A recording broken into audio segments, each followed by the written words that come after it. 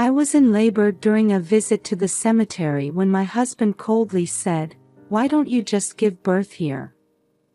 He then forcibly took my cell phone and drove away in the car. The temperature that day was over 105 degrees Fahrenheit. I was left stranded in a remote graveyard with no way to call for help, pushed to the brink of despair.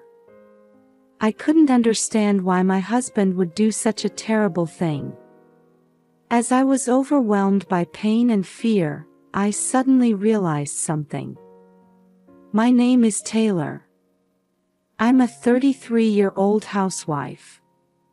We're in our 3rd year of marriage, but early on, I had envisioned a hopeful future with my husband, Niall. On weekends, we used to go shopping together, cook, watch movies, and spend peaceful time together. I felt genuine love and trust for my husband, believing that our vowed love would last forever.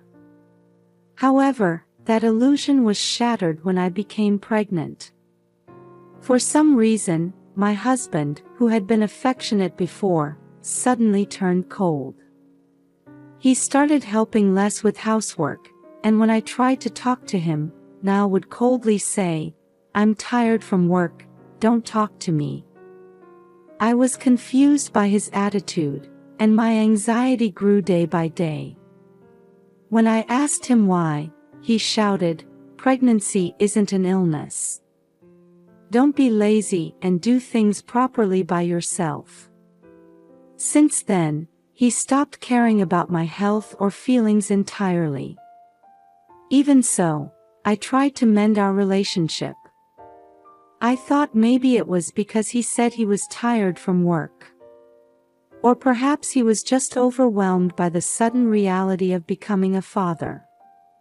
Believing this, I made an effort to prepare meals every day and do as much housework as possible, even when morning sickness was severe. But every time I saw Niall's irritated glare, I felt the image of his former kind self slipping further away. As these days continued, the baby in my belly grew steadily, and that was my only support. "We'll meet soon. I love you so much," I would always say, caressing my growing belly. But even when I gradually started preparing baby items, my husband would still click his tongue in disapproval, and sometimes I'd even find them thrown in the trash. For the sake of the baby, I felt I had to avoid divorce at all costs. While part of me wanted to believe that Niall's attitude would change once he saw the baby's face, he started throwing things at me if I defied him even slightly. Seeing him like that, I gradually became unable to resist. As I entered the final month of pregnancy and my due date approached, one day Niall suddenly said in a commanding tone, "We're going to visit the graves now," and started getting ready. "I feel like my stomach has been tightening since this morning, so I'd like to rest at home," I said. "Can't you even go to visit graves?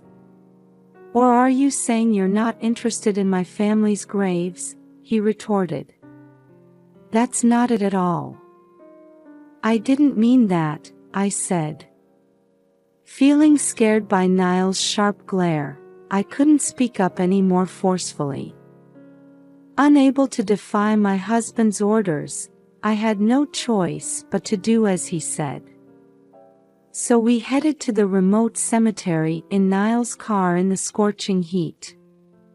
An awkward silence filled the car, with only the music from the radio echoing emptily. "All right, we're here. Get moving," he said.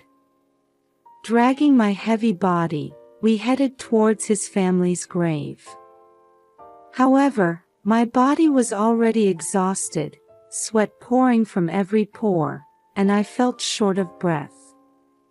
The temperature that day was over 105 degrees Fahrenheit, and even the mountains, which should have been cool, were stifling and suffocating. If I could just get through this quickly, we could go home. That's when it happened. Ouch! I had felt pain in my stomach even in the car, but now a sharp pain like nothing before shot through me. Surprised by the pain, I crouched down on the spot. Niall must have heard my voice, but he kept walking ahead without paying any attention. I tried to call out to stop him, but only a faint voice came out of my mouth. Niall, please. My stomach hurts. I think I'm in labor. I expected my husband to help me when I said that, but he just stopped and looked at me with a cold face. His eyes showed no trace of love or concern for me. Please. Take me to the hospital right now. Why don't you just give birth here? He said with a smirk, looking down on me. My heart sank to the depths of despair. What? This baby is his child too. I never imagined my husband would act so cruelly. I have things to do after this, so figure it out yourself, he said, forcibly taking my cell phone from my bag. Wait a minute. What are you going to do with that? I asked. It's punishment for using pregnancy as an excuse to slack off on housework. Reflect on it a bit, he said, smiling faintly as he put my phone in his pocket and got into the car. Please, wait. Don't go. My desperate cries echoed through the mountains as my husband drove away. I was left on the brink of despair, with no way to call for help.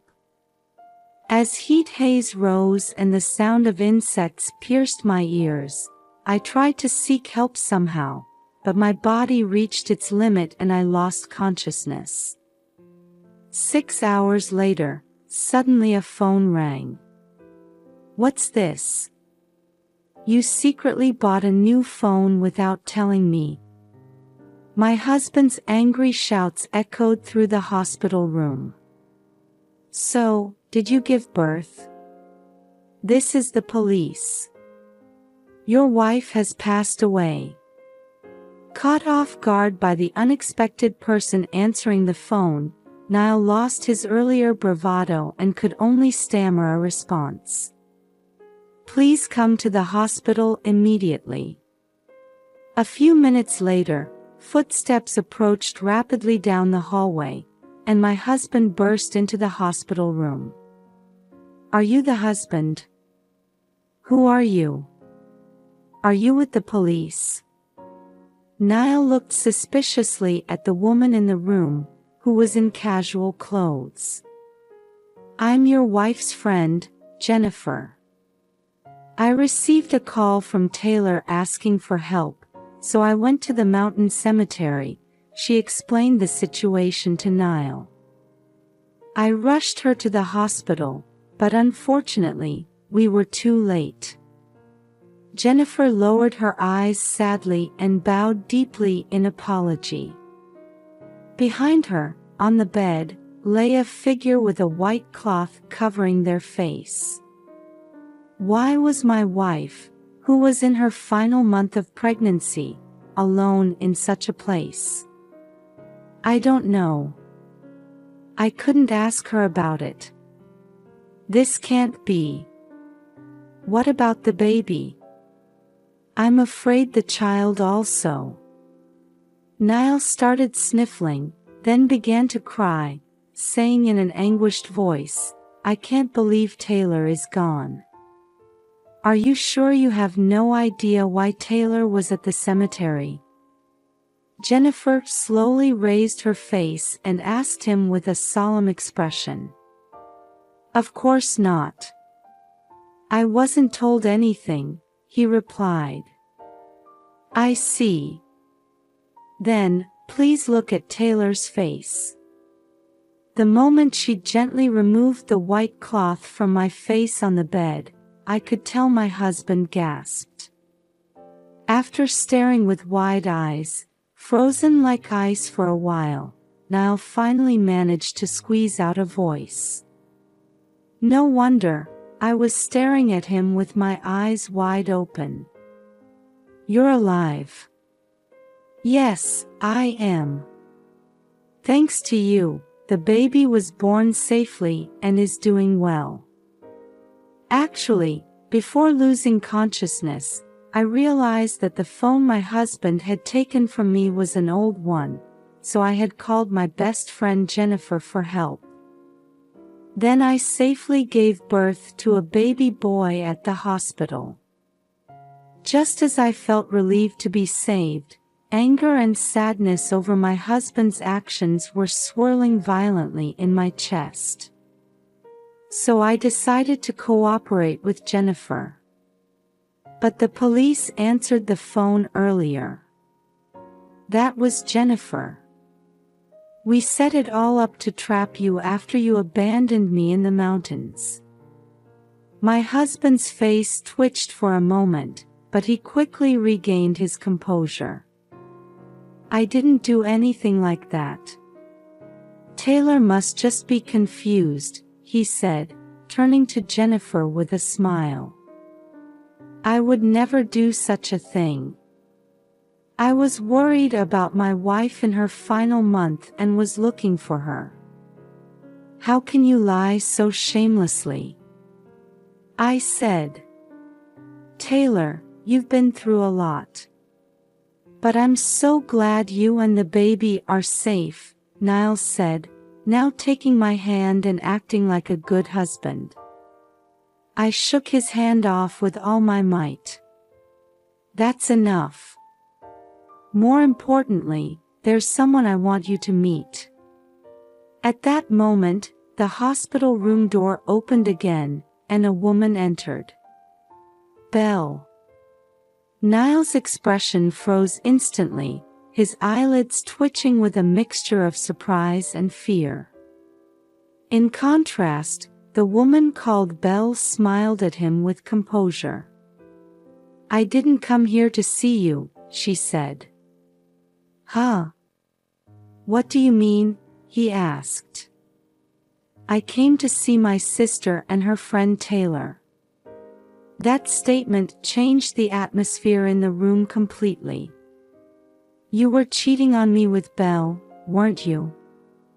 When I showed your photo to Jennifer, she said you looked like her sister's boyfriend, so I asked her to call her here. Jennifer, who had been living abroad until recently, didn't know Niall's face well. So when I showed her the photo again, we were surprised by this unexpected development. There's no such evidence. As Niall looked around nervously, trying to cover it up somehow, I thrust Jennifer's phone in front of him.